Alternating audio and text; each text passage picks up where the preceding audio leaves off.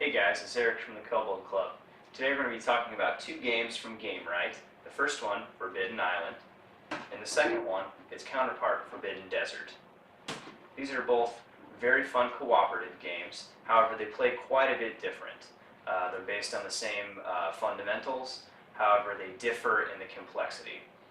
Forbidden Island is about 30 minutes long, depending on who you're playing with and if you played before. Forbidden Desert takes a little bit longer, 2 to 4 players on Island, 2 to 5 players on Desert, and both of them are recommended for about ages 10 and up. So let's take a look. Forbidden Island was the first of these two games to come out. It is a cooperative game where you and some friends have to collect the 4 relics and escape the island before the island sinks.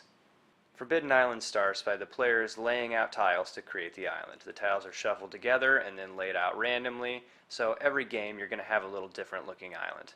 You notice some of these tiles have icons for the treasures. The object of the game is to collect the treasures and make it back to Fool's Landing before the entire island sinks or somebody dies. So throughout the game, you're going to be drawing these cards here, which each one corresponds with a different part of the island, a different tile, and when you draw them, those are going to become flooded. If they become flooded twice, they disappear. If at any time you cannot make it back, or if someone gets trapped or is on a tile that gets flooded, and it is a possibility they could die. So everybody's trying to work together to survive this sinking island. So at the beginning of the game, you flip 6 of these over, you flip those tiles over that correspond, and then you start playing. The players each have their own special abilities. So, for example, here is the Explorer. The Explorer is able to move and shore up diagonally. So, shoring up means you can take one, see you're right here by the watchtower, and the Misty Marsh is sunken down. Shoring up is an action you can take to flip that back over. So you can kind of mitigate the damage going on to the island. The Explorer's special ability would allow him to do that diagonally. Normally everything is orthogonal in this game. Another special ability would be the Engineer. They're able to shore up 2 tiles for one action. So throughout the game, you and your buddies are jumping around the island trying to find treasure cards. You got to get 4 of those, turn them in at the place on the island where they are. So like right there, you get 4 of those, turn it in, you claim that, trying to get all of them. Meanwhile, the island's sinking, it gets more and more stressful, you eventually die, it's terrible. Okay, very stressful game.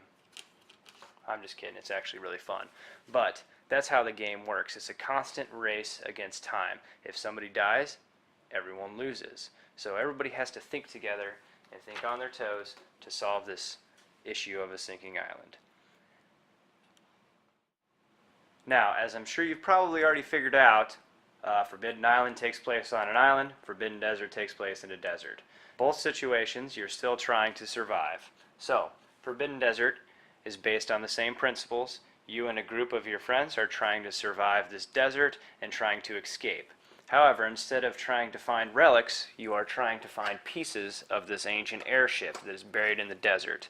As you go along, you're going to find the pieces and build this airship here. So there's an engine, there's a prop, there's some kind of weird energy thing. I don't really know what that is, but I can't even remember how it goes on there. Yeah, just like that. That's kind of a weird piece. And compass. So you're going to build this ship and you're going to escape. However, constantly you have to worry about different things in this game. Sand is going to be piling up everywhere. And it can trap you. If there's 2 or more sand, you can't really move into that spot. So when there's 2 sand, it's marked by the X on the opposite side, and say you're there, you got to clear that sand out before you can move, and you can't move into there. In order to find the parts, you also have to spend actions to flip these tiles over. So you're going to go through, flip tiles orthogonally. So say I'm right here, I can flip that tile, I can flip that tile, I can flip the tile I'm on. Another thing you have to worry about is water. There's a few spots on the board here, 3 of them, that have watermarks. Each card, each player's card, you're going to have water markers. You're going to draw cards throughout the entire game that is going to make everybody have to use water. It's called Sun Beats Down. When someone runs out of water, they die. So one person dies, everybody loses. So you got to worry about water, you got to worry about the sand, and you got to worry about finding the parts of the ship before the timer runs out, which it will run out if you screw around for too long. So throughout the game, you're going to be drawing these cards after everybody's turn, and what these cards do is it moves the entire desert, shifting sands. So it moves towards this open space, so this guy would move, and then each of those two tiles would get a sand. So the sand piles up and everything moves around. The way you find the pieces is you got to turn over, I'm just going to start flipping here. See, there's a yellow one, I got to find the other yellow one. So there's the other yellow one, so you follow the arrows, so that to that right there is where you will find the yellow piece, the prop. So once you collect all those, you make it back to wherever this is, wherever the actual ship itself is, which you have to find, and then you can escape. Another cool thing about this game is, on top of having independent special abilities for each character, like the water carrier, the archaeologist, the meteorologist, all this other stuff here, you have items. So you can find these items as you're flipping over these tiles. So like this is a jetpack. Move to any unblocked tile. One other pawn on your starting tile may come along for the ride. So you can play these too. Things to clear out more sand. A lot of different stuff here. As you can tell, Forbidden Desert is much more complicated than Forbidden Island. It's still what I would consider to be a fairly easy to learn game.